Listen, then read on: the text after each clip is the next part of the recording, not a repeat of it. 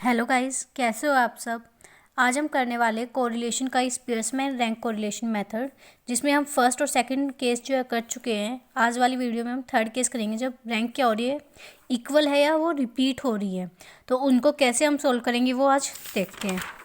जब rank repeat हो रही है, सपोज हमें एक्स और वाई की वैल्यू दे रखी है, तो रैंक को कैसे असाइन करेंगे। फर्स्ट ऑफ ऑल जो वैल्यू बड़ी आ रही है उसको नंबर असाइन करते हैं। जैसे 18 फर्स्ट एक ही है, 17।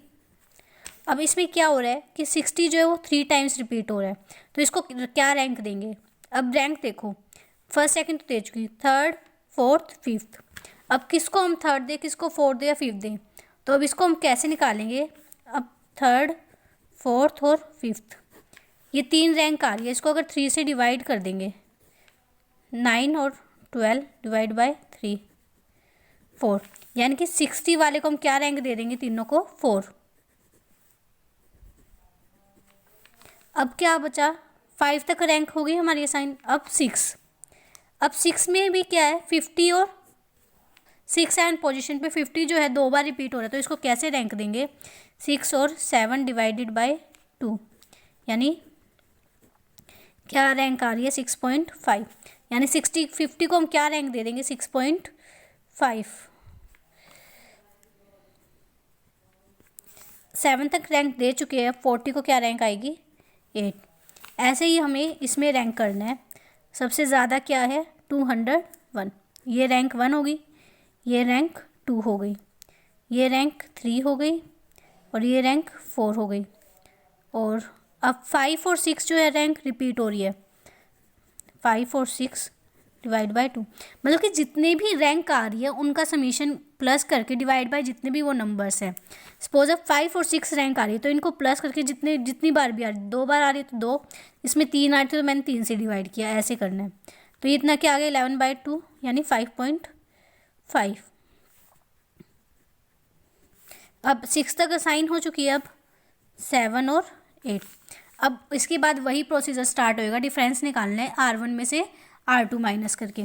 अब ये कर देते हैं डायरेक्ट, 8 में से 6.5, 0.5, 0, 1, माइनस 4.5, 4.5, 1 एंड माइनस 1.5।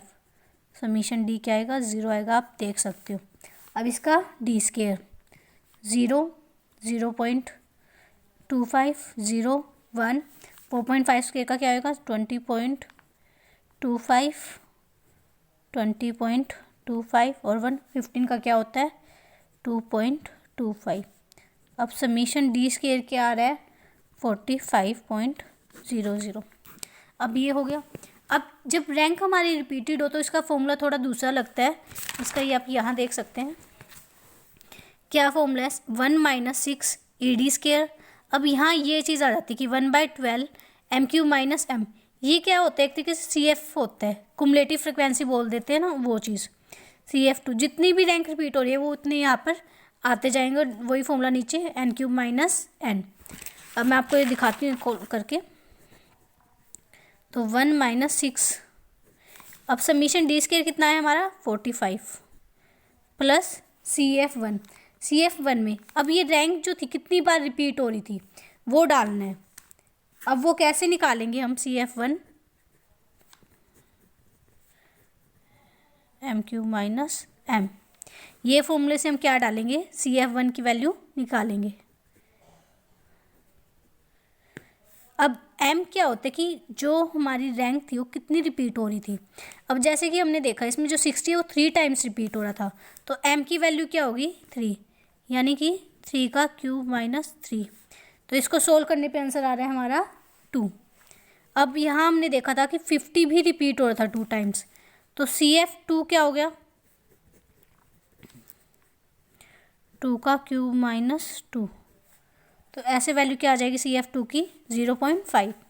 और CF3 क्योंकि इसमें भी हमारा जो है 132 टाइम्स रिपीट हो रहा था, तो सेम फॉर्मूला वही लग जाएगा 2 का क्यूब माइनस 2, इसका भी आंसर आ जाएगा 0.5।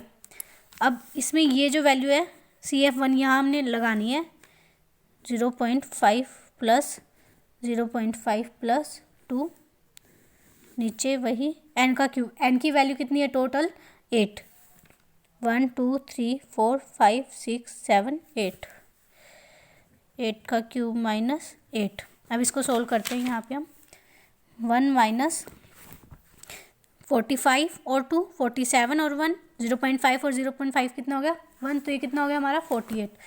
तो यानी कि 6 इंटू में 48 और 8 के क्यूब में से अगर 8 करेंगे तो क्या आंसर आएगा हमारा 504। तो 1 इंटू में 288 डिवाइडेड बाय 504 और इसको सॉल्व करने पे आंसर आएगा हमारा 0.429। तो ऐसे जो है हमारा स्पीयर्समैन का ये वाला लास्ट क्वेश्चन भी कंप्लीट होता है, जिसमें कि रैंक क्या हो रही है, रिपीट हो रही है। आई होप आपको समझ में आया होगा Spearman's rank correlation method. Thank you.